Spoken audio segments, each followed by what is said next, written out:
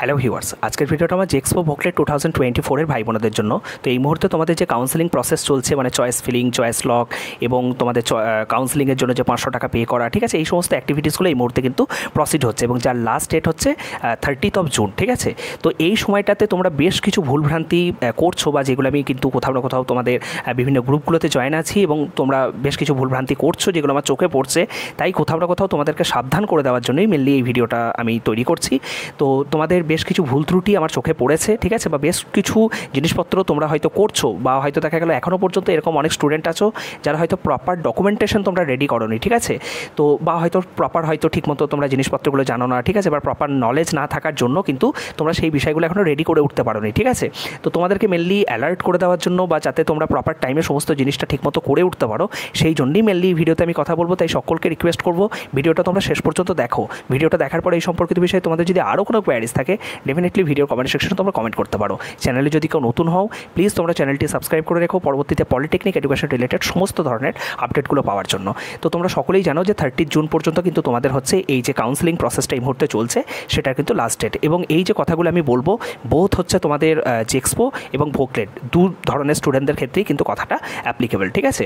তো প্রথমেই অনেকেই তোমরা একটা জিনিস জিজ্ঞাসা করছো যে দাদা আমার এত র্যাঙ্ক হয়েছে, আমি একটা কলেজ রাখবো নাকি অনেকগুলো কলেজ রাখবো, ঠিক আছে। তো দেখো বেসিক্যালি আমি তোমাদেরকে এই জিনিসটা বলতে চাই যে তোমার র্যাঙ্ক যত বেশি হচ্ছে, ঠিক আছে, তুমি তত বেশি কলেজ রাখো।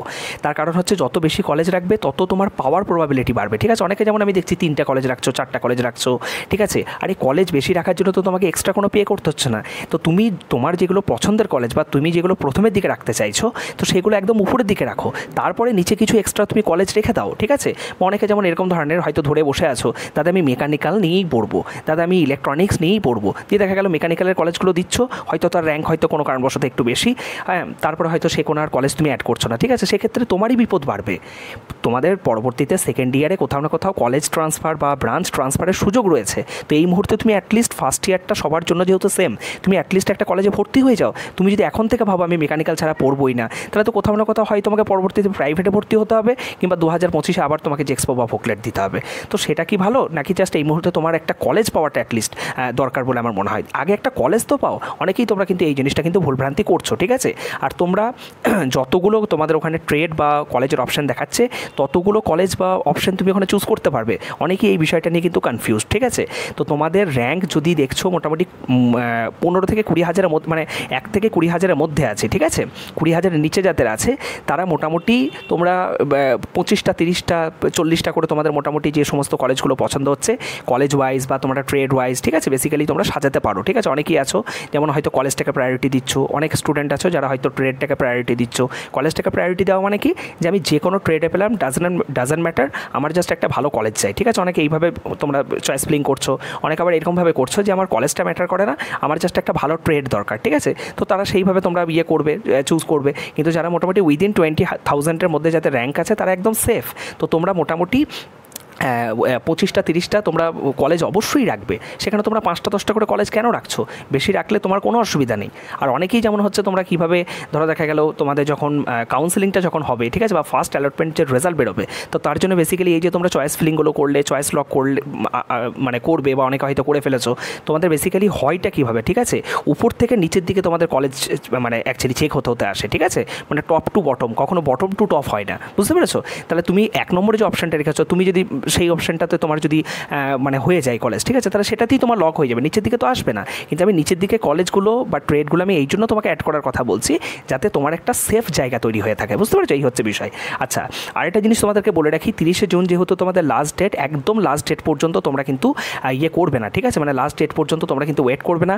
লাস্ট ডেটের ক্ষেত্রে অনেক সময় কী হয় জানো তো, তোমার এক্সেসিভ ট্রাফিকের জন্য অনেক সময় হচ্ছে যে ওয়েবসাইট দেখবে প্রপারলি কাজ করবে না, বা অনেক সময় হচ্ছে তোমার টেকনিক্যাল কিছু সমস্যার জন্য পেমেন্ট নিতে চায় না, ঠিক আছে, সেভ হতে মানে আলটিমেটলি তোমার প্রসিড হতে চায় না। তো সেক্ষেত্রে অনেকের কিন্তু সমস্যা হয়। তো তোমরা মোটামুটি ম্যাক্স টু ম্যাক্স 29th জুনের মধ্যে কিন্তু তোমাদের যা যা প্রসিডিওর আছে, মানে যারা হয়তো এই মুহূর্তে তোমরা কলেজ এখনও পর্যন্ত অনেকে আছে যারা চয়েস ফিলিং করনি, চয়েস ফিলিংটা তোমরা করে নেবে, ঠিক আছে। চয়েস ফিলিং করার পরে ভালো করে 2বার 3বার তোমরা ভালো করে দেখে নেবে, ঠিক আছে, চয়েস লক করার আগে, যে আর কোনো কলেজ অ্যাড করতে হবে না, তো আর কোনো কলেজের মডিফিকেশন মানে উপরে তোলার বা নিচে নামানোর কি দরকার আছে কিনা সেটা বারবার ঠান্ডা মাথায় তোমরা দেখে নেবে, ঠিক আছে। দেখে নেওয়ার পর তুমি যখন মোটামুটি ডিসাইড করে ফেলবে যে হ্যাঁ আমার এরপর আর কোনো কিছু মডিফিকেশনের প্রয়োজন নেই, দেন তুমি চয়েস লক করো। চয়েস লক করার পরে তুমি যে অপশানগুলো রেখেছিলে সেগুলো কিন্তু অবশ্যই তুমি স্ক্রিনশট হোক বা দেখবে পরবর্তীতে তুমি যখন চয়েস লকটা করে দেবে, ঠিক আছে, তখন দেখবে একটা পিডিএফ ডাউনলোড করার কিন্তু মানে তুমি যে কলেজ বা ট্রেডগুলো চুজ করলে তারপরে দেখবে একটা পিডিএফ ডাউনলোড করার একটা সুযোগ পাবে, সেটা অবশ্যই তুমি ডাউনলোড করে কিন্তু রেখে দেবে, ঠিক আছে, চয়েস লক করে দেবে। চয়েস লক করার পরে কিন্তু আর কোনো ধরনের কোনো মডিফিকেশন কিন্তু পসিবল না, ঠিক আছে, বা পরবর্তী কাউন্সেলিংগুলোতেও তুমি কিন্তু আর কোনো ধরনের কোনো কলেজ অ্যাড করতে পারবে না। সো বি কেয়ারফুল এই জায়গাটা, ঠিক আছে।